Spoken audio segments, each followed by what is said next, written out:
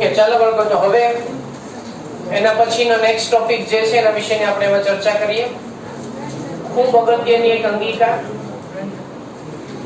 આ ચેપ્ટરની અંદર બે અંગિકા એવી છે કે જેનો સંબંધ આપણે વનસ્પતિ દેહધર્મ વિદ્યા સાથે સીધો સંકળાયેલો છે.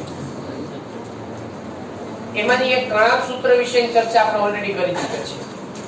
કણાપ સૂત્ર એ શ્વસન સાથે સંકળાયેલી અંગિકા છે, એટલા માટે આપણે એને કોષના પાવર હાઉસ તરીકે ઓળખીએ છીએ.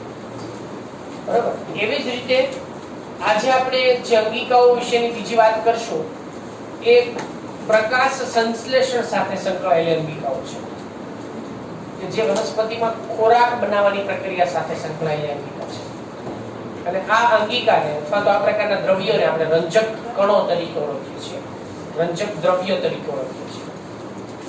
તો એના પછીની નેક્સ્ટ અને સૌથી મતલબ જે ખાસ સમજવા જેવી સરળ એવી એક અંગિકા, બરાબર, જેને આપણે રંજક કણ તરીકે અથવા રંજક દ્રવ્ય તરીકે પણ ઓળખવામાં આવે છે. તો નેક્સ્ટ એના પછી હવે આપણે વાત કરશું એમાં રંજક કણ. બરાબર, રંજક કણ દરેક સજીવની અંદર ખોરાક માટેની કુદરતી અલગ અલગ પ્રકારની વ્યવસ્થા આપેલી છે.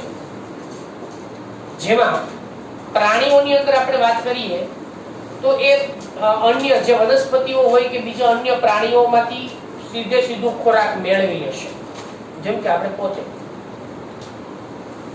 પણ વનસ્પતિ જે છે એ પોતે શું કરશે ભાઈ, તો કે પોતે જ પ્રકાશ સંશ્લેષણની પ્રક્રિયા કરશે અને પોતાનો ખોરાક જાતે બનાવે છે.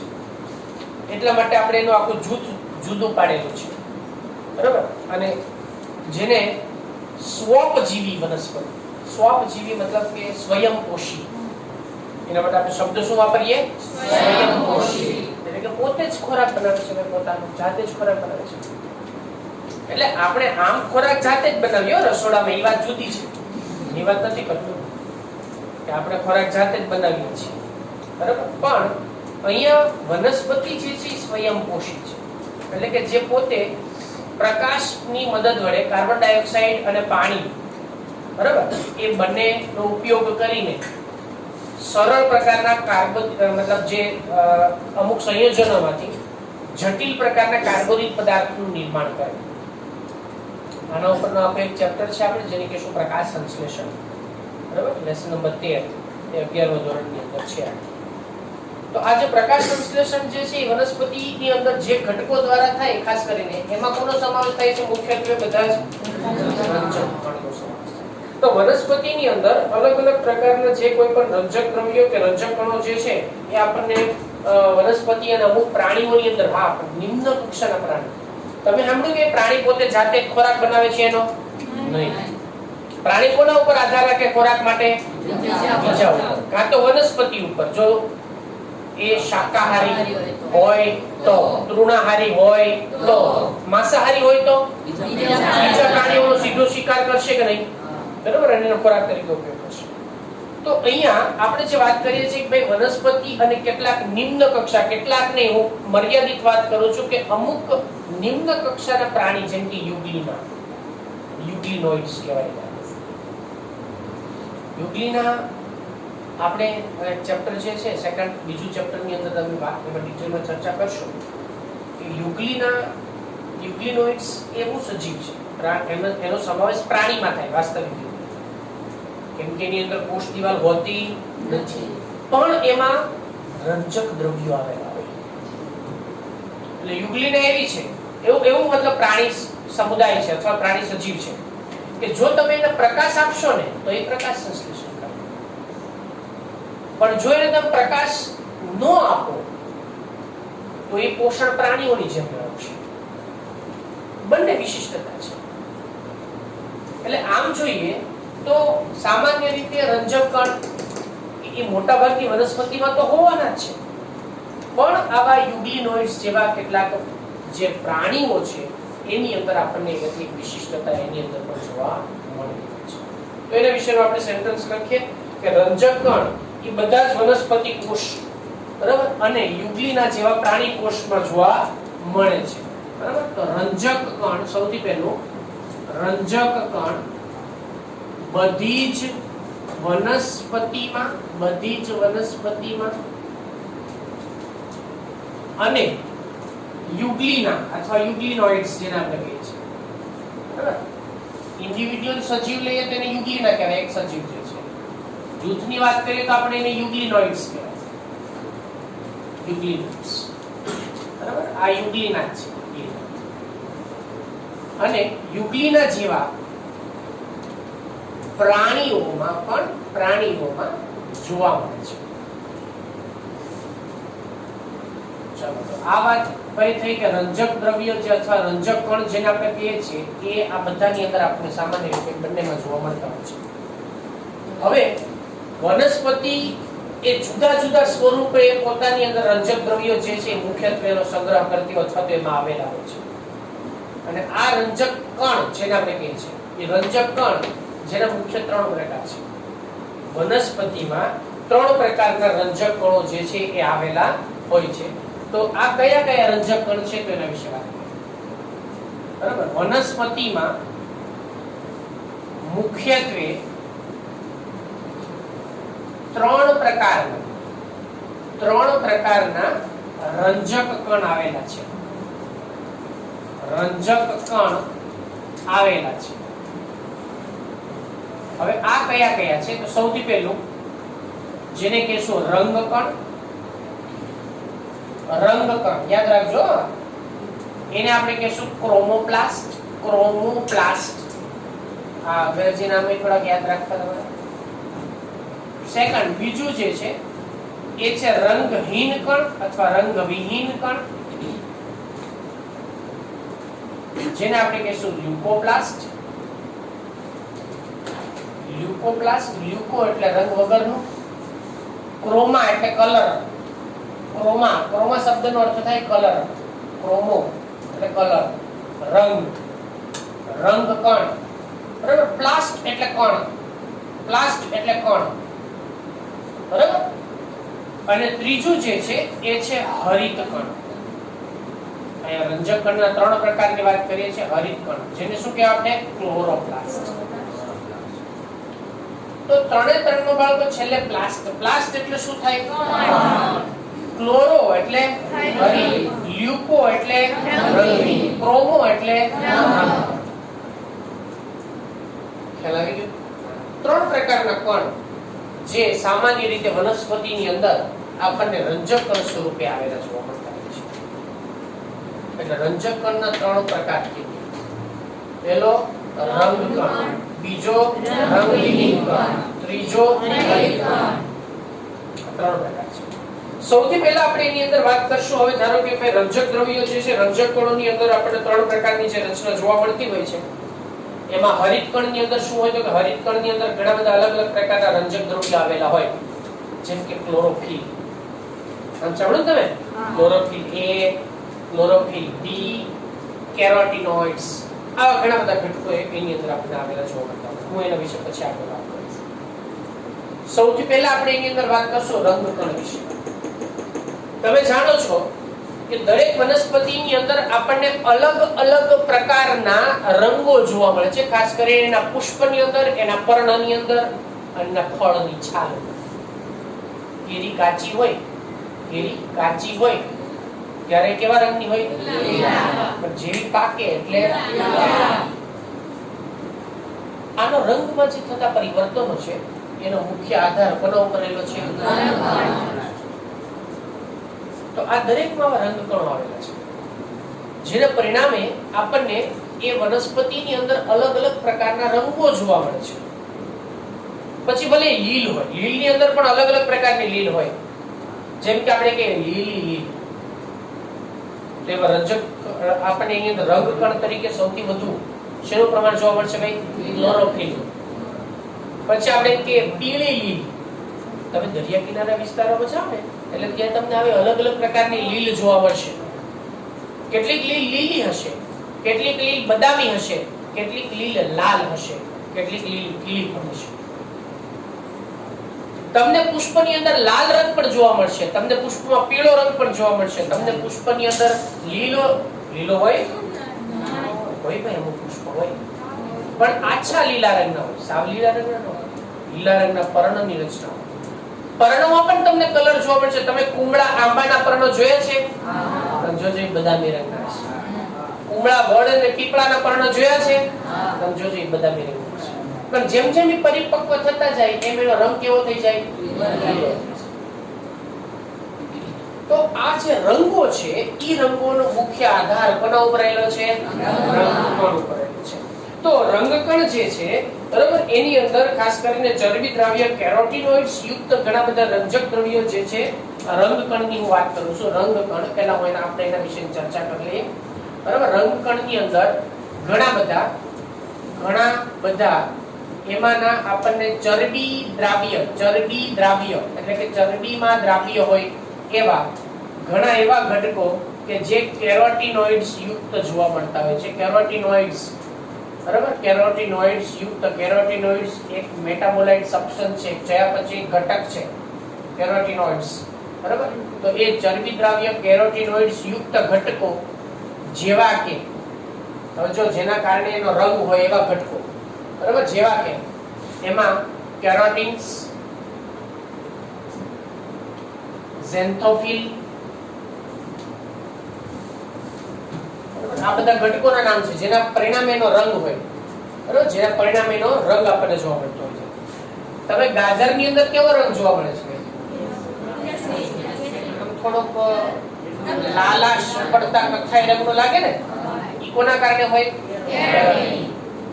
ગાજરને અંગ્રેજીમાં શું કહેવાય? કેરેટ ઉપરથી નામ શું છે? આ લાલાશ પડતા રંગ માટે જવાબદાર છે.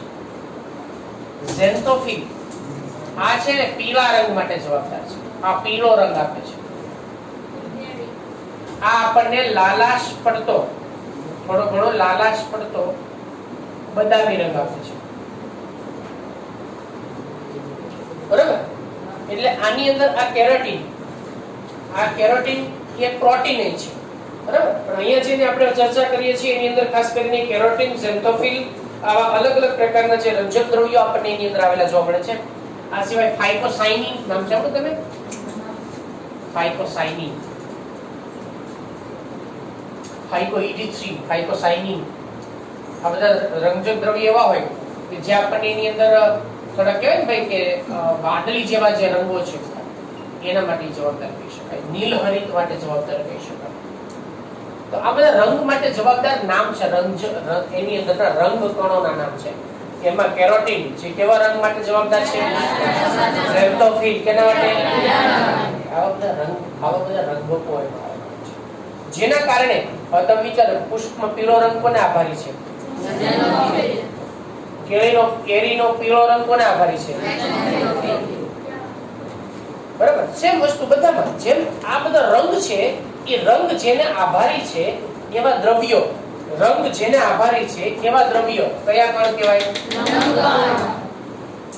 સમજી ગયા? આ રંગ કણ જે છે એ રંગ કણ બધા કેવા છે? એમાંના ચરબી દ્રાવ્ય. શેના બનેલા છે? આને રંગ કણ કહેવાય. પહેલી વાત પતી ગઈ, બધાને ખ્યાલ આવી ગયો? ઓકે, હવે બીજો ઘટકો કયા છે? રંગવિહીન ઘટકો. ચલો એના વિશે વાત કરીએ. એના વિશે તમને અહીંયા ચર્ચા કરું છું. તો રંગવિહીન ઘટકો જેની આપણે વાત કરીએ છીએ ને ભાઈ, આ બધા વાસ્તવિક રીતે વનસ્પતિમાં ખોરાક સંગ્રહિત ઘટકો છે. આ બધા વાસ્તવિક રીતે વનસ્પતિમાં ખોરાક સંગ્રહિત ઘટકો છે. જે વનસ્પતિમાં ખોરાકનો સંગ્રહ થાય ને એ બધા રંગવિહીન પણ હોય. બરાબર, ખોરાક સંગ્રહ જે વનસ્પતિમાં થાય. હવે આપણે બધા જાણીએ કે ભાઈ વનસ્પતિમાં ખોરાક સંગ્રહ જે છે એ લિપિડ સ્વરૂપે પણ થાય કે નહીં? વનસ્પતિમાં ખોરાકનો સંગ્રહ પ્રોટીન સ્વરૂપે પણ થાય કે ન થાય? અને વનસ્પતિમાં ખોરાકનો સંગ્રહ સ્ટાર્ચ એટલે કાર્બોદિત. સ્ટાર્ચ શું છે? કાર્બોદિત. એટલે એમાં કાર્બોદિત સ્વરૂપે છે. હવે જો લિપિડ સ્વરૂપે, એટલે લિપિડ એટલે તૈલી પદાર્થ આવી ગયો કે નહીં? લિપિડ એટલે તૈલી પદાર્થ આવી ગયો કે નહીં? તો જો લિપિડ સ્વરૂપે ખોરાકનો સંગ્રહ થાય તો એને તૈલી પદાર્થ કે તૈલી કણ કહેવાય. બરાબર? એને કયા કણ કહેવાય? આપણે તૈલી કણ. એટલે એક એની અંદરનો આપણે જો વાત કરીએ કે ભાઈ જો તૈલી કણ છે તૈલી કણ જેને આપણે ઓઇલોપ્લાસ્ટ કહેવાય, તેલ અને ચરબી સ્વરૂપે સંગ્રહ થાય છે. તો લિપિડ એટલે કે તેલ અને ચરબી, આને ઓઇલોપ્લાસ્ટ કહેવાય. શું કહેવાય આને? ઓઇલોપ્લાસ્ટ. આને તૈલી કણ કહેવાય. ઓઇલોપ્લાસ્ટ. ઓઇલોપ્લાસ્ટ. કઈ વનસ્પતિ એવી છે કે એમાંથી તેલ મળે ભાઈ? સિંગ. Very good. સોયાબીન. સરસ. સૂર્યમુખી. તલ. કપાસ. કપાસિયામાંથી એરંડી. બરાબર? ઘણી વનસ્પતિ છે એમાં તેલ મળે. તેનો થયો છે કે બીજમાં આ તેલનો સંગ્રહ થયો છે કે નહીં? તો જે વનસ્પતિના બીજમાં, કોઈના પર્ણમાં પણ તેલ હોય, ન હોય? નીલગીરી. નીલગીરીમાંથી ખબર તમને બામ બને, ખબર છે? ઔષધિ. તો એના પર્ણમાંથી મળશે. એના પર્ણમાંથી તેલ મળશે. તમે ક્યારે મકાઈના બીજમાંથી તેલ મળે સાંભળ્યું છે? મકાઈનું પણ તેલ મળે. મકાઈના બીજમાંથી. ચોખામાંથી મળે, ખબર છે તમને? Rice oil. સરસોમાંથી મળે છે. આ બધા જે છે ને એમાં ખોરાકનો સંગ્રહ કયા સ્વરૂપે થયેલો હોય? ચરબી અને તેલ. તો એ લિપિડમય ઘટક એટલે એને કયો કણ કહેવાય? પહેલો પ્રકાર. બીજો પ્રકાર જેની અંદર આપણને પ્રોટીનમય જે ઘટકોનો ખોરાક તરીકે સંગ્રહ થાય એને સમિતાયા કણ કહેવાય. કયા કણ કહેવાય? સમિતાયા કણ. સમિતાયા શબ્દનો અર્થ થાય પ્રોટીનમય. એમાં ખોરાકનો સંગ્રહ જે છે પ્રોટીન સ્વરૂપે ખોરાકનો સંગ્રહ થાય. પ્રોટીન સ્વરૂપે ખોરાકનો સંગ્રહ જે છે એ આપણને થતો જોવા મળે છે. ખોરાક સંગ્રહ પ્રોટીન સ્વરૂપે થાય. બરાબર? એને આપણે સમિતાયા કણ. સમિતાયા શબ્દનો અર્થ થાય, આ બહુ શુદ્ધ ગુજરાતી છે. સમિતાયા શુદ્ધ ગુજરાતી છે.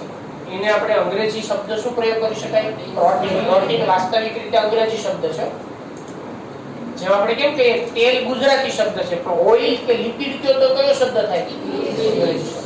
સેમ એવી રીતે પ્રોટીન વાસ્તવિક રીતે એ એની અંદરનો એક કેમિકલ સંબંધિત જે શબ્દની વાત કરીએ તો એ અંગ્રેજી શબ્દ છે. સમિતાયા એ ગુજરાતી શબ્દ છે. ઓકે, તો સમિતાયા કણ એટલે એમાં ખોરાકનો સંગ્રહ કયા સ્વરૂપે હશે? તૈલી કણ એટલે કયા સ્વરૂપે હશે? અને લાસ્ટ વન કયો હશે? જો વનસ્પતિમાં સ્ટાર્ચ સ્વરૂપે ખોરાકનો સંગ્રહ થાય તો એને મંડ કણ કહેવાય. કયા કણ કહેવાય? મંડ કણ. મંડ કણ. અને સ્ટાર્ચ કણ કહેવાય. બરાબર? અહીંયા આને સ્ટાર્ચ કણ તરીકે પણ ઓળખવામાં આવે છે. સ્ટાર્ચ કણ. અને એમાં ખોરાકનો સંગ્રહ સ્ટાર્ચ સ્વરૂપે. સ્ટાર્ચ એટલે કાર્બોદિત. એટલે કાર્બોદિત સ્વરૂપે એની અંદર ખોરાકનો સંગ્રહ થાય. ખોરાક સંગ્રહ થાય. તો બાળકો આજે આપણે વાત કરી કોના વિશેની વાત કરી? હવે જો આમાં ક્યાંય કોઈ રંગ ન હોતો. બરાબર? ક્યાંય રંગ હોતો નથી. એટલે લિપિડ, પ્રોટીન અને સ્ટાર્ચ એમાં ક્યાંય રંગ હોતો નથી. હા, કદાચ એમાં કોઈ બીજા અશુદ્ધિઓ કે બીજા ઘટકો દ્રાવ્ય હોય તો રંગ હોય જુદો જુદો. જેમ કે તમે તલનું તેલ, મગફળીનું તેલ, કપાસિયાનું તેલ, એને તેલ બધા અલગ અલગ ભેગા કરશો, બધા તેલના રંગમાં થોડો ઘણો ફેરફાર જોવા મળશે. સુગંધ બધાને અલગ અલગ હશે. બરાબર? આપણે જો ખૂબ સ્વાદના આમ પ્રચલિત ટૂંકમાં જાણકાર હોય તો ખબર પડી જાય કે આ કપાસિયા તેલમાં બનેલું શાક છે કે મગફળીમાં બનેલું છે કે પછી એ શેમાં બનેલું છે. બરાબર? જો આપણે ટેસ્ટ ના ખરેખર જાણકાર હોય તમને 100% ખ્યાલ આવે છે કે સિંગ તેલમાં બનેલું છે તેનો ટેસ્ટ અલગ આવશે, કપાસિયામાં બનેલું હશે તો એનો ટેસ્ટ પણ તમને કંઈક જુદો જ આવશે. તો એ બધું અહીંયા આપણે લિપિડ એટલે કે તૈલી કણ છે, ઓઇલોપ્લાસ્ટ કહેવાય. બરાબર? આ સમિતાયા કણ અને આ સ્ટાર્ચ એટલે કયા કણ કહેશો આપણે? તો આ રીતે વાત થઈ. બીજો એમાંનો રંજક કણ કયો? રંગહીન કણ. હવે આપણે વાત કરશું ત્રીજો અને સૌથી અગત્યનો એવો કયો? હરિત કણ. તો હરિત કણને આપણે આકૃતિ સાથે સમજવાનું છે. તો તમારે મારી સાથે પહેલા ડાયાગ્રામ દોરવું પડશે. બરાબર, હરિતકણ. તો આની ઘડી જગ્યા છોડી દેજો. પછી આપણે હરિતકણ જે છે હરિતકણની ડાયાગ્રામ જોઈએ એમાં, અને પછી તમને એની અંદર હરિતકણ જે છે એના વિશેની વર્ણન આપણે પછી 1 બાય 1 કરીએ. ચલો, સૌથી પહેલા હરિતકણની રચનાને સમજાવતા પહેલા એ ક્યાં આવેલું છે ને એને આપણે સમજવું પડે. ધારો કે સમજો, આપણી પાસે એક વનસ્પતિનું પર્ણ છે, બરાબર? આપણી પાસે વનસ્પતિનું એક પર્ણ છે. અહીંયા ધ્યાન આપો ભાઈ, અવાજ બંધ કરીને બધા અહીંયા ધ્યાન જોઈએ. આ પર્ણનો તમે અહીંયાથી આડો છેદ લ્યો છો, આડો છેદ લ્યો છો. આ આડા છેદને આપણે વનસ્પતિ અંતઃસંરચનામાં પર્ણમાં જોશું. આપણું ચેપ્ટર જ છે આના ઉપર, આખું લેસન નંબર 6, બરાબર? એના આ ચેપ્ટર જ છે. એમાં જો આડા છેદમાં જોઈએ ને તો ઉપરના ભાગે ઉપરી અધિસ્તર હોય, અહીંયા વચ્ચે વચ્ચે વાયુરંધ્ર હોય.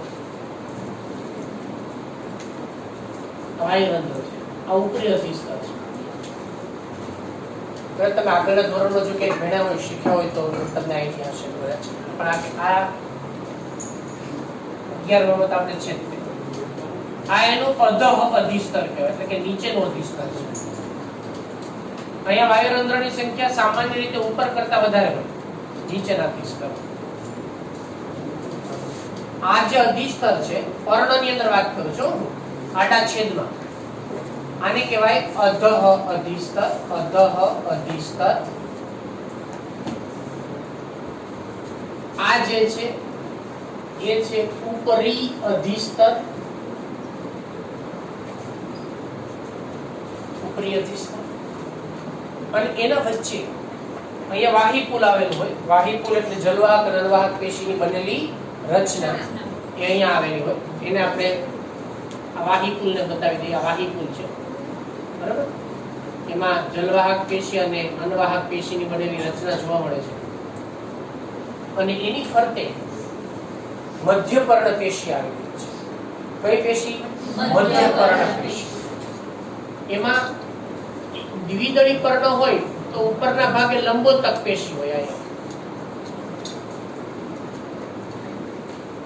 આ રીતે બધામાં હોય સળંગ. અહીંયા લંબોતક પેશી હોય. આ રીતે લાંબા કોષો ગોઠવાયેલા.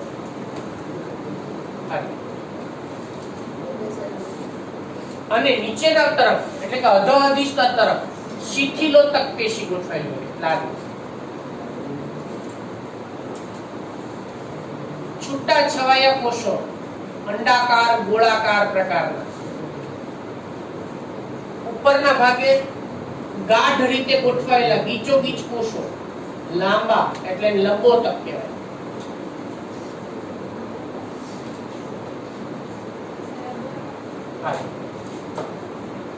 બરાબર? આ સમજૂતી માટે હું દોરું છું, તમારી સમજૂતી માટે કે એમાં શું હોય. આ જે છે એ લંબોતક પેશી છે. લંબોતક. આ જે છે એને શિથિલોતક કહેવાય. શિથિલોતક. આ બેને ભેગું કરો ને આટલું, બે અધિસ્તરની વચ્ચે, એને મધ્યપર્ણ કહેવાય. શું કહેવાય? મધ્યપર્ણ પેશી. આ જે છે ને એને આપણે મધ્યપર્ણ પેશી કહેવાય. આ મધ્યપર્ણ પેશીના કોષોની અંદરના ભાગે તમને આવા ટપકા જેવી રચના જોવા મળે છે. આ એક એક ટપકું એક એક હરિતકણ છે, જેના પરિઘ વિસ્તારમાં, પરિઘ એટલે કે એની કિનારીના ભાગ તરફ આપણને ગોઠવાયેલા હોય.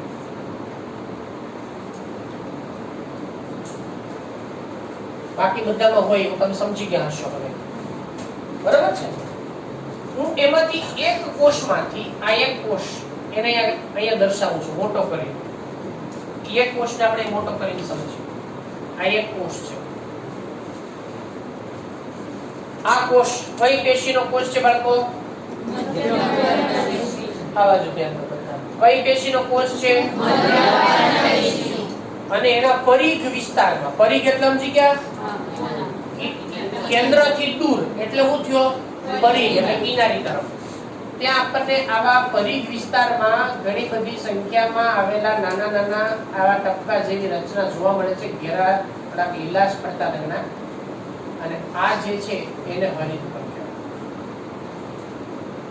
હવે આ હરિતકણને હું અહીંયાથી એનલાર્જ કરીને અહીંયા દોરું છું, મોટું ઝૂમ કરી, તો શું દેખાય? હવે એ આપણે સમજવા બાકી છે. તો એના માટે સૌથી પહેલા તો બહારના ભાગે એમાં જે આવરણ આવેલું હોય એને આપણે બાહ્ય આવરણ કે બાહ્ય પટલ કહેવાય. હા, હવે દોરવાનું. આ દોરો તમારી જાણ માટે તો સારી વસ્તુ છે, બરાબર? દોરવી તમે દોરી શકો છો, એમાં કઈ ખોટું નથી, નુકસાન તો ક્યાંય છે જ નહીં. પણ પૂછાય તો તમારે દોરવાની કઈ માત્રા? આ એક. આ જે ટેક્સ્ટબુકના અમુક સેન્ટેન્સને સમજવા માટે મેં અહીંયા દોરી છે. આ કે હરિતકણ ક્યાં આવેલું છે? તો કે હરિતકણ વનસ્પતિના પર્ણમાં મધ્ય પર્ણ પેશીના જે લંબોતક અને શિથિલોતક ગોઠવાયેલા કોષોના પરિઘ વિસ્તારમાં આવેલું હોય છે. આ સેન્ટેન્સ સમજવા માટે મેં આકૃતિ દોરી. સમજાઈ ગયું હવે? ચાલો, તો આ જે છે એનું બાહ્ય પટલ છે અને બાહ્ય આવરણ કહેવાય. આ છે બાહ્ય પટલ, જે સળંગ હોય છે. હવે ઘણા સૂત્ર તમને યાદ છે બાળકો? એમાં બાહ્ય આવરણ સળંગ હતું અને અંત આવરણમાંથી કંઈક પ્રવર્ધો ઉત્પન્ન થતા હતા, અને એમાંથી શું બનતું હતું? એમાંની અંદર પણ કંઈક એવું થાય છે. આની અંદર એના અંતઃપટલ જે છે, બાહ્યમાંથી નહીં, જેમાંથી અંતઃપટલમાંથી સિક્કા જેવી થપ્પીઓ પ્રવર્ધમય રચનામાં ઉત્પન્ન થાય છે. સમજાવો. એટલે હું અંતઃપટલ દોરું છું સળંગ, પણ વાસ્તવિક રીતે એમાંથી ઉત્પન્ન થતી સિક્કા જેવી થપ્પીઓ જોવા મળતી હોય છે. આ એનું અંતઃપટલ છે. હું દોરું છું સળંગ, યાદ રાખજો, પણ વાસ્તવિક રીતે અંતઃપટલમાંથી સિક્કા જેવી થપ્પીઓની રચના ઉત્પન્ન થાય છે. એટલે હું આ દોરું છું સળંગ.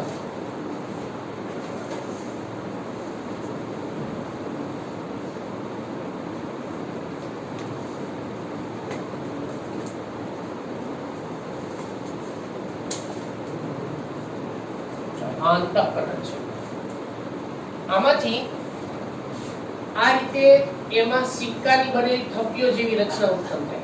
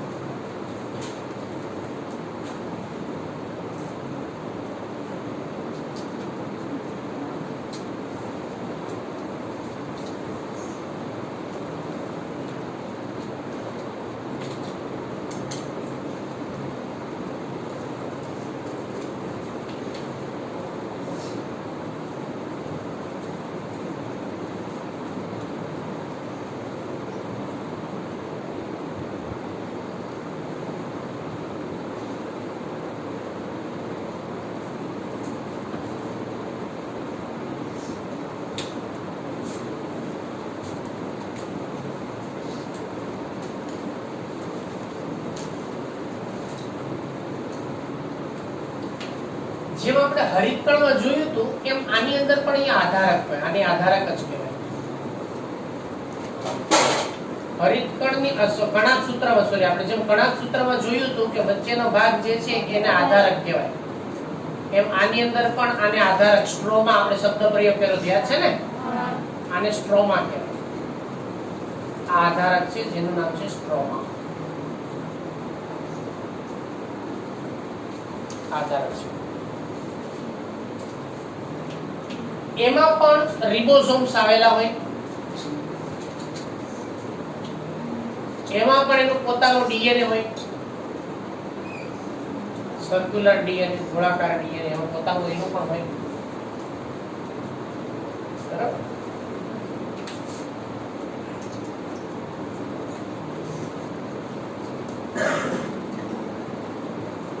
એમાં પણ કેટલાક પ્રોટીનમય ઘટકો પણ આવેલા હોય.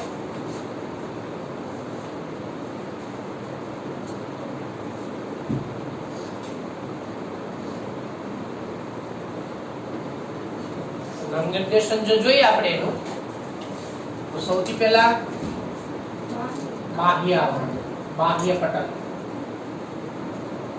બાહ્ય આવરણ જે નામ આપ્યું, અંતઃપટલ,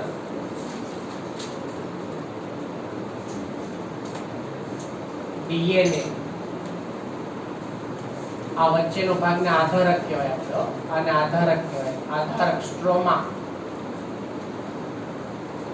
સ્ટ્રોમા. આ રિબોસોમ્સ છે,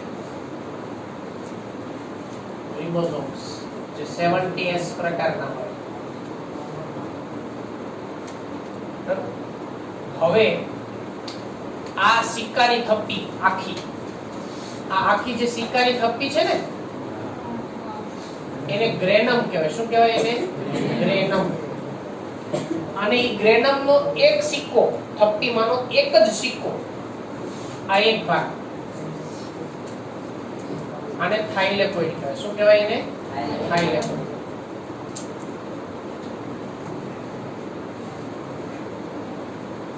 ગ્રેનમ નો સમૂહ એટલે ગ્રેના. એટલે આ ગ્રેનમ, એક ગ્રેનમ, બીજી ગ્રેનમ, ત્રીજી ગ્રેનમ, ચોથી ગ્રેનમ, પાંચમી ગ્રેનમ, છઠ્ઠી ગ્રેનમ, આ ગ્રેનમના સમૂહને શું કહેવાય? ગ્રેના. થાઇલેકોઇડના સમૂહને ગ્રેનમ, ગ્રેનમના સમૂહને ગ્રેના. હું અહીંયા લખું છું એક સેન્ટેન્સ. ગ્રેનમના સમૂહને ગ્રેનમનો સમૂહ, બરાબર, ગ્રેનમનો સમૂહ, એને ગ્રાના અથવા ગ્રેના કહે છે. બે શબ્દ છે. ગ્રેનમ એટલે થાઇલેકોઇડનો સમૂહ, ગ્રેનમનો સમૂહ એટલે ગ્રેના. તેનો અર્થ એવો થયો કે હરિતકણમાં મુખ્યત્વે બે વસ્તુ હોય, એક આધારક હોય, બીજું ગ્રેના હોય. એટલે કે એક સ્ટ્રોમા અને એક ગ્રેના. હવે કે ને દરેક ગ્રેના, દરેક ગ્રેનમ એકબીજા સાથે એક આવરણ વડે જોડાયેલા હોય છે. જોડાયેલા, આને આપણે આંતર ગ્રેનમ પટલ કહેવામાં આવે છે. શું કહેવાય એને? આંતર ગ્રેનમ પટલ.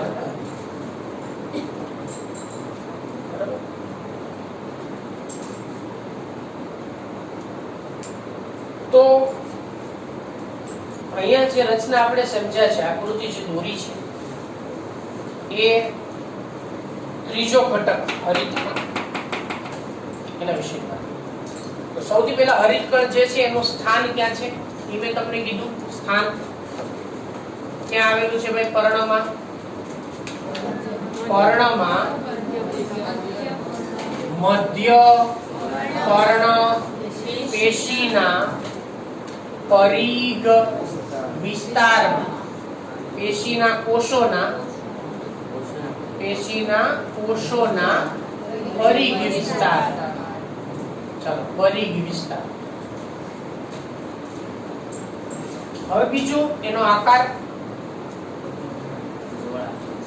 અમુકમાં એ ગોળાકાર હોય, કેટલાકમાં એ લંબગોળાકાર હોય,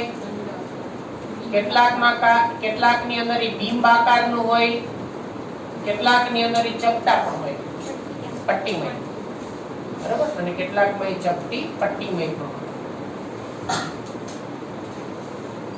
તેનો આકાર ફિક્સ હોતો નથી. એનો અર્થ એવો થયો ને કે એનો આકાર ફિક્સ હોતો નથી. દરેકમાં અલગ અલગ આકાર જે છે આપણને જોવા મળતી હોય છે. બીજી વાત કરીએ એના કદ વિશે. ઓબ્જેક્ટિવ પ્રશ્નની દ્રષ્ટિએ આ બધું અગત્યનું છે. કદ તો એની લંબાઈ 5 થી 10 મ્યુ એમ. ચલો પહોળાઈ 2 થી 4 પહોળાઈ કેટલી થાય 2 થી 2 થી 4 મ્યુ એમ. આ યાદ રાખજો, લંબાઈ અને પહોળાઈ ઓબ્જેક્ટિવ પ્રશ્ન. બરાબર, શું થશે એની લંબાઈ અને પહોળાઈ. હવે આપણે વાત કરશું એની સંખ્યા વિશે, કે એની સંખ્યા જે છે એ કેટલી હોય, હરિત કણની સંખ્યા કેટલી હોય. 20 થી 4 સંખ્યા હજો બાળકો, દરેક કોષોમાં તેની સંખ્યા જુદી જુદી હોય.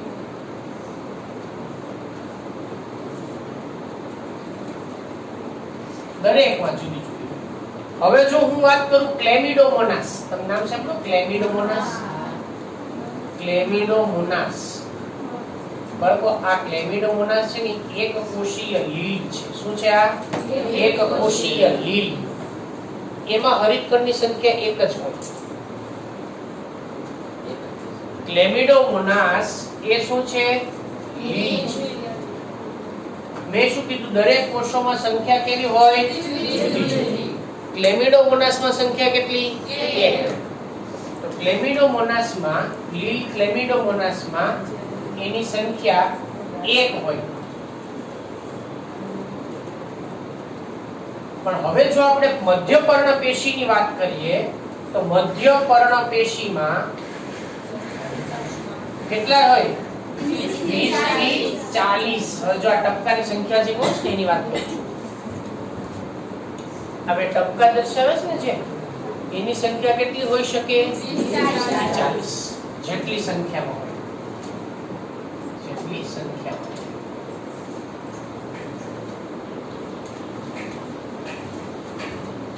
હવે બીજી વાત કરશું આપણે એની અંદરના ભાગ વિશે. 2 આવરણો આવેલા હોય, એમાં આવરણ કેટલા હોય? 2. બરાબર, અહીંથી જ આપણે લખીએ આવરણ. તો એની અંદર 2 આવરણ હોય. એક કયું? બાહ્ય પટલ, બાહ્ય આવરણ કે બાહ્ય પટલ. બરાબર, બાહ્ય પટલ. અને બીજું કયું? અંતઃપટલ. પણ અંતઃપટલ જે છે એ ગડીયુક્ત આવરણની રચના એમાંથી અંતઃપટલમાંથી ઉત્પન્ન થાય, અને એમાંથી ઉત્પન્ન થાય છે ગ્રેનમ. તો ગ્રેનમ એટલે શું? અંતઃપટલમાંથી ઉત્પન્ન થતા થાઇલેકોઇડના સમૂહને શું કહેવાય? સમજાવે?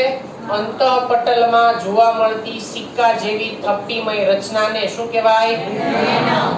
તો ગ્રેનમ જે છે એ આવી સિક્કા જેવી થપ્પીમય રચના છે. બરાબર, એ એની થપ્પીમય રચના છે જેને આપણે ગ્રેનમ તરીકે ઓળખીએ છીએ. સિક્કા જેવી થપ્પીમય રચના એને ગ્રેનમ કહેવાય. હવે ગ્રેનમમાં એક થપ્પીમાંનો એક જ સિક્કો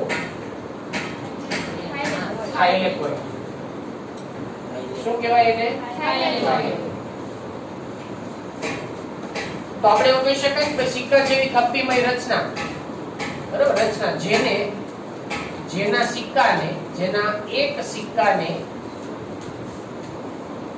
શું કહેવાય? આપણે થાઇલેકોઇડ કહે છે. ચલો, આટલું થઈ ગયું. હવે એના પછી આવે છે શું? તો કે ગ્રાના અથવા ગ્રેના. તો ગ્રાના અથવા ગ્રેના એટલે શું? ગ્રેનમના સમૂહને. કોના સમૂહને? તો ગ્રેનમના સમૂહને ગ્રાના કહે છે. બરાબર, અને ઈ સિવાયનો બીજો ભાગ એટલે કે આધારક સ્ટ્રોમા. અહીંયા લઈ લેજો કે સ્ટ્રોમા. તો ગ્રાના સિવાયનો વિસ્તાર બધો એને શું કહેવાય? સ્ટ્રોમા. સ્ટ્રોમા એટલે આધાર. સ્ટ્રોમા એટલે શું થયું? આધાર. સમજાય છે ને ભાઈ બધાને? તો વ્યવસ્થિત ધ્યાન આપજો. ખૂબ સરળ અને ઈઝીમાં ઈઝી રચના છે. બરાબર, તો આને સ્ટ્રોમા કહેવાય. હવે આ જે છે એ સ્ટ્રોમાની અંદર શું આવેલું છે? તો આપણે શું વાત કરીએ? સ્ટ્રોમામાં શું આવેલું છે? રિબોઝોમ, પછી DNA, આ બધા નાના નાના પ્રોટીનના કણ છે. બરાબર આ બધા જે છે એની અંદરના એક પ્રોટીનના કણ છે આ પ્રોટીન છે તો એ સ્ટ્રોમામાં આપણને શું આવેલું જોવા મળે ભાઈ તો કે સ્ટ્રોમાની અંદર આપણને 70S પ્રકારના રિબોસોમ્સ આવેલા છે જે સામાન્ય રીતે 80S કરતા પ્રમાણમાં નાના હોય છે જાણો છો તમે બીજું એની અંદર ડીએનએ આવેલું છે એમાં પ્રોટીન જે છે પ્રોટીન પણ આવેલું છે ઘણા બધા અલગ અલગ પ્રકારના ઉત્સેચકોની હાજરી જોવા મળે છે હવે બીજી જો આપણે વાત કરીએ તો સામાન્ય રીતે એક હરિતકણની અંદર આવા કેટલા સમૂહ આવેલા હોય છે કેટલા સમૂહ હોય એટલે કે કેટલી ગ્રેના હોય ગ્રેનમ કેટલી હોય ગ્રેનામાં ગ્રેનમ કેટલી હોય 20 થી 100 જેટલી કેટલી 20 થી 100 શું હોય 20 થી 100 ગ્રેનમ યાદ રાખજો 20 થી 100 જેટલી શું હોય ગ્રેનમ તો ગ્રાના એટલે શું તો ગ્રેનમનો સમૂહને ગ્રાના કહે છે જેની સંખ્યા એટલે કે ગ્રેનમની સંખ્યા યાદ રાખજો કેટલી હોય 20 થી 100 જેટલી તો બીજો પ્રશ્ન એ થાય ને કે તો એક ગ્રેનમમાં કેટલા સિક્કાની થપ્પી હોય થાઇલેકોઇડ કેટલા હોય થાઇલેકોઇડની સંખ્યા કેટલી હશે ભાઈ એકની અંદર બોલો 20 થી 40 તો આમાં એક કોષમાં મધ્યપર્ણ પેશીમાં હરિતકણ હોય એની સંખ્યા 1 થી લઈ અને અમુકમાં 10 હોય કોઈનામાં 15 હોય કોઈનામાં એક જ હોય એકલી સિંગલ તો એને ગ્રેનમ ન કહેવાય ખાલી થાઇલેકોઇડ જ કહેવાય એ ગ્રેનમ બને ગ્રેનમ ક્યારે બને ગ્રેનમ ક્યારે બને બરાબર હા થપ્પી બને તો આ થપ્પીની સંખ્યા 2 પણ હોય 5 પણ હોય 10 પણ હોય 25 પણ હોય 20 પણ હોય કે 25 પણ સંખ્યા ફિક્સ હોતી નથી કોઈનામાં 8 કે 10 પણ હોય ભાઈ બરાબર એટલે એની સંખ્યા કોની સંખ્યાની વાત કરું છું હું આની અંદર ગ્રેનમમાં આવેલી થાઇલેકોઇડ તો થાઇલેકોઇડની સંખ્યા થાઇલેકોઇડ એ 1 થી લઈ અને 20 સુધી પણ જોવા મળી શકે છે વધારે પણ હોય ભાઈ નક્કી હોતો નથી બરાબર એ ફિક્સ નથી તો વનસ્પતિની અંદર આપણને હરિતકણની જે રચના છે એમાં આપણે સ્થાન આકાર કદ સંખ્યા આવરણ ગ્રેનમ થાઇલેકોઇડ અને ગ્રાના અને આધાર સ્ટ્રોમા બરાબર આ બધાની વાત થઈ હવે બીજું આને જોડતી રચના શું કહેવાય આંતરગ્રેનમ પટલ આંતરગ્રેનમ પટલ કોને જોડે છે ગ્રેનમ એટલે ત્યાં આપ્યું જો આંતરગ્રેનમ પટલ તો અહીંયા હવે એમાંનું લાસ્ટ આંતરગ્રેનમ પટલ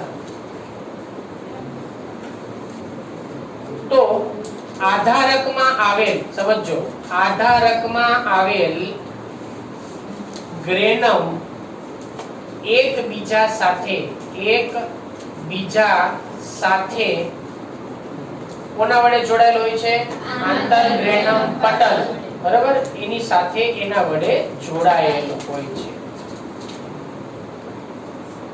એને આપણે આંતરગ્રેનમ પટલ તરીકે ઓળખવામાં આવે છે બરાબર તો સ્ટ્રોમા શું છે આની સંખ્યા બધાની શું છે એ યાદ રાખજો ખાસ ઓબ્જેક્ટિવ પ્રશ્નની દ્રષ્ટિએ બહુ અગત્યનું છે મેં તમને કીધું કે દરેક કોષમાં સંખ્યા જુદી હોય ક્લેમિડોમોનાસમાં સંખ્યા કેટલી મધ્યપર્ણ પેશીમાં 20 થી 40 જે છે ને મધ્યપર્ણ પેશીમાં કોષોની સંખ્યા હરિતકણની સંખ્યા છે યાદ રાખજો બરાબર ઓકે પછી આવરણો કેટલા હોય પહેલું કયું પછી અંતઃપટલ કેવું બને ગડીયુક્ત સિક્કા જેવી થપ્પીમય રચનામાં રૂપાંતરિત થાય એ આખી સિક્કાની થપ્પીને શું કહેવાય ગ્રેનમ એમાંનો એક સિક્કો થપ્પીમાંનો એને શું કહેવાય? અને ઘણા બધા ગ્રેનમનો સમૂહ, ગ્રેનમનો સમૂહ એને કહેવાય. તો આમ દરેકની અંદર આની સંખ્યા બધાની અલગ અલગ હોય, યાદ રાખજો ખાસ. મેં કીધું કે એક કોષમાં એની સંખ્યા પણ જુદી હોય. હરિતકણની અંદર પણ હરિતકણની સંખ્યા કેટલી હોય એ પણ મેં તમને કીધું. સિક્કાની અંદર થપ્પી કેટલી હોય એના વિશે પણ આપણે ચર્ચા કરી. એક ગ્રાનાની અંદર કેટલા ગ્રેનમ હોય એના વિશે પણ મેં તમને વાત કરી કે એકની અંદર એની સંખ્યા કેટલી હોય, 20 થી લઈને 100 જેટલી, 20 થી 100 જેટલી પણ એની સંખ્યા હોય. તો આ રીતે એની અંદર આપણને અલગ અલગ પ્રકારની જે રચના છે બધી એ સંપૂર્ણ વાત જે આપણે પૂરી કરી. કોના વિશે? રંજક કણના. હું ઝડપથી રિપીટ કરું છું ભાઈ, ફરીવાર ધ્યાન આપજો બાળકો. રંજક કણ સામાન્ય રીતે બધી વનસ્પતિમાં જોવા મળે છે. અપવાદ રૂપે યુગ્લિનોઇડ્સ જેવા પ્રાણીની અંદર પણ જોવા મળે છે. એના મુખ્યત્વે 3 પ્રકાર છે વનસ્પતિની અંદર. એક કયો? રંગકણ, અંગ્રેજીમાં શું કહેવાય? ક્રોમોપ્લાસ્ટ. બીજું રંગવિહીન કણ એટલે કહેવાય લ્યુકોપ્લાસ્ટ. ત્રીજું હરિતકણ એટલે કહેવાય ક્લોરોપ્લાસ્ટ. તો અહીંયા રંગવિહીન કણની વાત કરીએ તો રંગવિહીન કણ જે છે મોટા ભાગે શું છે? ખોરાક. જેમાં કોનો સમાવેશ થાય? એને શું કહેવાય? બીજું પ્રોટીન એને કહેવાય. ત્રીજું સ્ટાર્ચ એને કહેવાય. આ થઈ. બીજી મેં એ વાત કરી તમને રંગકણ વિશે. રંગકણ જે છે એ સામાન્ય રીતે શેના બનેલા હોય છે? કેરોટિનોઇડ્સ નું શું લાક્ષણિકતા છે? હવે એનો કોનો સમાવેશ થાય? કેરોટિન, ઝેન્થોફિલ, ફાઇટોસાઇન આ બધાનો સમાવેશ થાય. જે સામાન્ય રીતે વનસ્પતિની અંદર રંગ જેમ કે બદામી, પીળો, વાદળી, લાલ આવા બધા રંગ માટે જવાબદાર ગણી શકાય. અને સૌથી અગત્યનું ઘટક બરાબર એમાંનું ત્રીજું ઘટક કયું આવશે? હરિતકણ. તો હરિતકણ વિશેની આપણે આખી ચર્ચા કરી. હરિતકણ સૌથી પહેલા તો પર્ણની અંદર આડો છેદ લઈએ તો એની અંદર ઉપરી અધિસ્તર અને અધઃ અધિસ્તર હોય. એ બેની વચ્ચેના ભાગને શું કહેવાય? મધ્યપર્ણકોશીય કોષો. એમાં કયા કોષો હોય? અને શીતલીકર્તક. જો દ્વિદળી પર્ણ હોય તો એક દળી પર્ણ હોય તો માત્ર એકલા શીતલીકર્તક જ હોય, લંબોતક હોતા નથી. એના એક કોષને બહાર કાઢ્યો બરાબર. એના પરિઘ વિસ્તારમાં આપણને હરિતકણ 20 થી લઈ અને 40 જેટલી સંખ્યામાં ગોઠવાયેલા જોવા મળશે. આ આંકડો અહીંયા જ યાદ રાખી લેવાનો જોડે જોડે બરાબર. ચાલો હવે એની રચનાની વાત કરીએ. તો એની રચનામાં આવરણો કેટલા હોય? 2.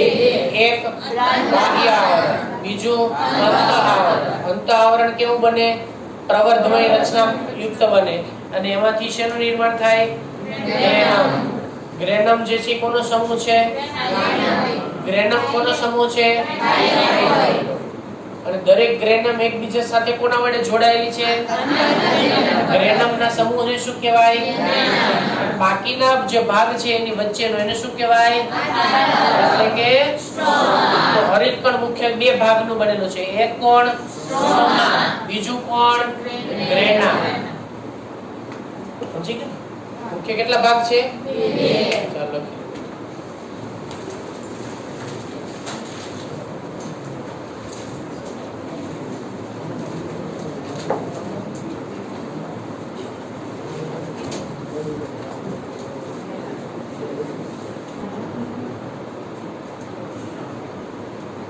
ચાલો બાળકો એના પછીની એક અંગિકા જે છે ખૂબ નાની એવી એક અંગિકા એના વિશે આપણે જોઈ લઈએ હવે. અને એ છે કોષ રસીય અથવા કોષ રસ કંકાલ. કોષ રસીય કંકાલ અથવા કોષ રસ કંકાલ. સામાન્ય રીતે આપણે ભાઈ કંકાલ શબ્દ છે ને પ્રાણીઓમાં વાપરીએ છીએ. કંકાલ એટલે હાડપિંજર. કંકાલ એટલે હાડકાનું બનેલું હાડપિંજર હોય ને એને કંકાલ કહેવાય. તમે કે કોઈ વનસ્પતિમાં હાડકા જોયા છે? કોષમાં કે હાડકા હોય? પણ હાડકા જેવું કાર્ય કરતી કેટલીક તંતુઓની રચના જોવા મળે છે જે પ્રોટીનની બનેલી હોય છે બરાબર. તો આપણે એની અંદર એવું કહી શકાય કે કોષ રસમાં આવેલ તંતુમય પ્રોટીનની બનેલી જાળીમય પથરાયેલી જે આખી રચના છે ને એને શું કહેવાય? કોષ રસ કંકાલ કહેવાય. તો એ ક્યાં આવેલી છે? તો કે કોષ રસમાં આવેલી છે. ધ્યાન આપજો. ક્યાં આવેલી છે? કોષ રસમાં. કોષ રસમાં આવેલી, બરાબર. અને પથરાયેલી, કોષની અંદર આપણને પથરાયેલી પણ જોવા મળે છે. પથરાયેલી પ્રોટીનમય રચના, પ્રોટીનમય રચના કે જે મુખ્યત્વે પ્રોટીનની બનેલી છે, એવી પ્રોટીનમય રચનાને, બરાબર, એની જે પ્રોટીનમય રચના જે છે એ પ્રોટીનમય રચનાને કોષ રસ કંકાલ કહે છે.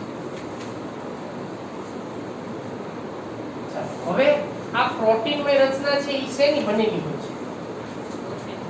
તો કોષ રસ કંકાલમાં મુખ્યત્વે 3 ઘટકો ભાગ લેતા હોય છે. બરાબર. કોષ રસ કંકાલ મુખ્ય 3 વસ્તુઓનું બનેલું છે. તો એના વિશે વાત કરીએ. તો કોષ રસ કંકાલ માં સૌથી પહેલા છે એની અંદર જેને આપણે તંતુકો તરીકે ઓળખીએ છીએ, એટલે કે માઇક્રોફિલામેન્ટ, જેને સૂક્ષ્મ તંતુકો કહેવાય. સૂક્ષ્મ તંતુકો આને માઇક્રોફિલામેન્ટ્સ કહેવાય અંગ્રેજીની અંદર. બીજું છે માઇક્રોટ્યુબ્યુલ્સ, એટલે સૂક્ષ્મ નલિકા. માઇક્રો એટલે સૂક્ષ્મ નલિકાઓ. અને ત્રીજું છે ઇન્ટરમીડિયેટ ફિલામેન્ટ્સ, આંતર મધ્ય તંતુ. ઇન્ટરમીડિયેટ, મીડિયેટ એટલે મધ્ય, ઇન્ટર એટલે આંતર, મીડિયેટ એટલે મધ્ય, ફિલામેન્ટ એટલે તંતુ. આ 3 વસ્તુ હોય બાળકો. એક છે સૂક્ષ્મ તંતુ, જે ખૂબ નાના અને એકદમ પાતળા હોય છે. ખૂબ નાના અને પાતળા હોય છે, બરાબર. એ સૂક્ષ્મ તંતુ છે. આ છે નલિકા. નલિકા જે છે એ આ રીતની નલિકામય રચના હોય છે. અને મધ્યવર્તી તંતુ, આ બે છે ને આડા ગોઠવાયેલા હોય કોષ રસમાં. અને મધ્યવર્તી તંતુઓ છે ને મધ્યમાં ગમે તેમ આડા નવળા ગમે એમ ગોઠવાયેલા હોય છે. તો આ મધ્યવર્તી તંતુઓ જે છે બધામાં આડા અવળા ગોઠવાયેલા હોય. કોષ રસની અંદર આ રીતે બધામાં આડા અવળા ગોઠવાયેલા તંતુઓ છે. સામાન્ય રીતે આ જે બધા તંતુઓ છે, બરાબર, ઈ તંતુઓ જે ફાઇબ્રિન ના બનેલા હોય છે. ફાઇબ્રિનોજન એ પ્રોટીન છે. કયું પ્રોટીન છે? ફાઇબ્રિનોજન પ્રોટીન છે. ફાઇબ્રિનોજન આ શું છે? એક પ્રોટીન છે જેનું બનેલું હોય છે તંતુ. બીજું નલિકા જે છે ને એ ટ્યુબ્યુલિન પ્રોટીનની બનેલી છે. ટ્યુબ્યુલિન આ ટેક્સ્ટબુકમાં તમને કે ઉલ્લેખ નહીં હોય, એ માટે તમને ખાસ કહું છું. આ ટ્યુબ્યુલિન પ્રોટીનની બનેલી છે. પ્રોટીનની બનેલા અને આ એની બનેલી નલિકા. તંતુકો પણ એના જ બનેલા છે. તંતુકો હોય તો ફાઇબ્રિનોજન, નલિકા હોય તો ટ્યુબ્યુલિન. બરાબર. આ કોષ રસમાં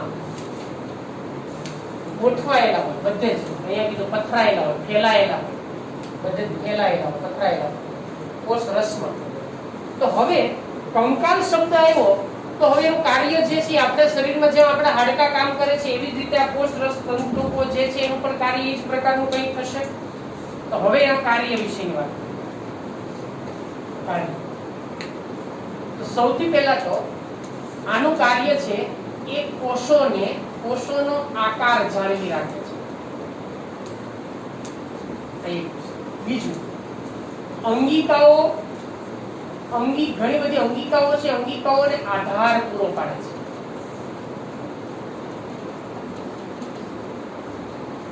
ત્રીજું એ કોષોની અંદર એની જે ચલિતતા છે,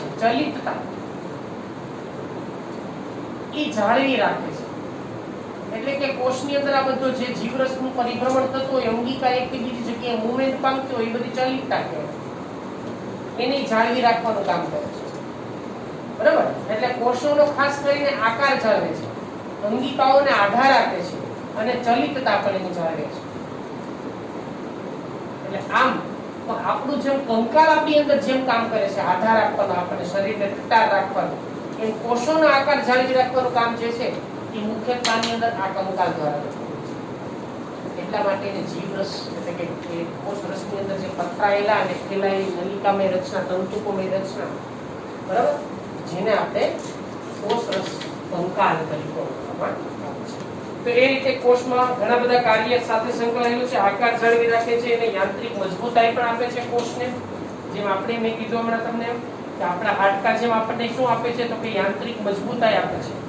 તો આ પણ એને યાંત્રિક મજબૂતાઈ આપે છે. અને આવા ઘણા બધા અલગ અલગ પ્રકારના આવા વિવિધ કાર્ય સાથે સંકળાયેલા જોવા મળે છે. આવા વિવિધ કાર્યો એની સાથે એ સંકળાયેલો છે. સંકળાયેલો. તો બાળકો આ વાત થઈ કોના વિશે? આપણે કોષરસ કંકાલ. કોનું બનેલું છે? મુખ્યત્વે સૂક્ષ્મ તંતુઓ, સૂક્ષ્મ નલિકા, આંતરમધ્ય તંતુઓનું બનેલું છે. આ તંતુકો જે છે એ શેના બનેલા છે? નલિકા શેની બનેલી છે? અને આ છે એનું કાર્ય. ઓકે.